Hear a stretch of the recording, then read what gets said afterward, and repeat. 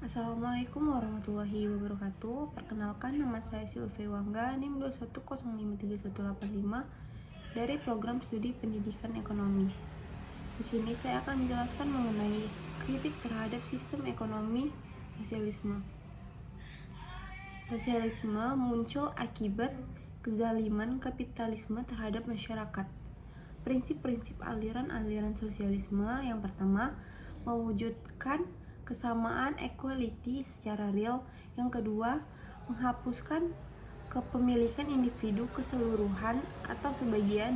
Dan yang ketiga, mengatur produksi dan distribusi secara kolektif. Kesamaan dalam masalah faktor-faktor produksi.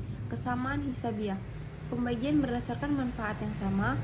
Kesamaan suyuiyah, pembagian kerja menurut kemampuan, pembagian hasilnya menurut kebutuhan.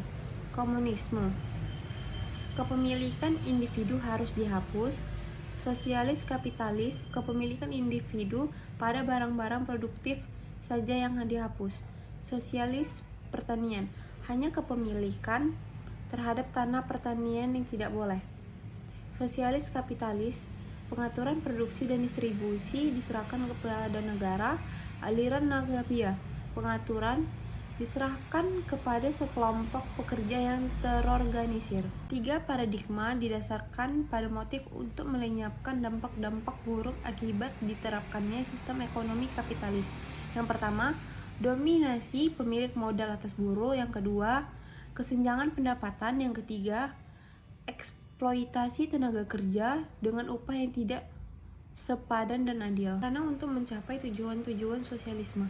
Yang pertama, aliran Nagabia Tesauriyah, kebebasan para pekerja dan usaha yang bersifat kerja langsung maupun tidak, sampai kegiatan ekonomi terhenti. Akhirnya kapitalisme runtuh. Yang kedua, aliran sosialis Marxis, hukum evolusi sosial, termasuk meyakini hukum ini saja sudah cukup sistem kapitalis dan menggantinya.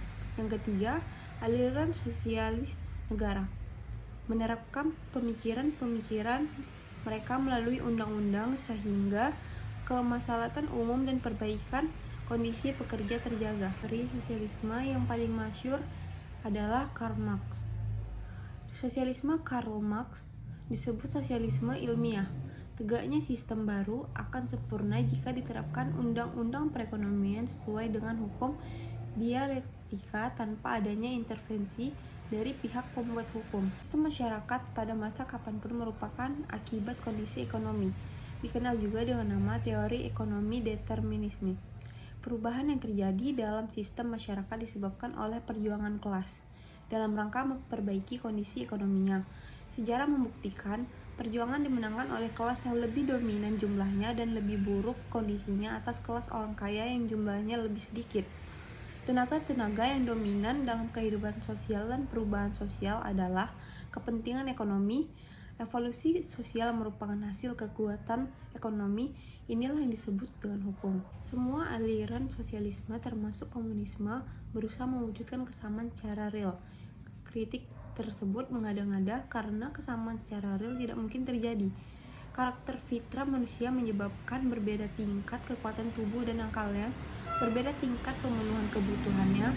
Perbedaan ini bersifat alami.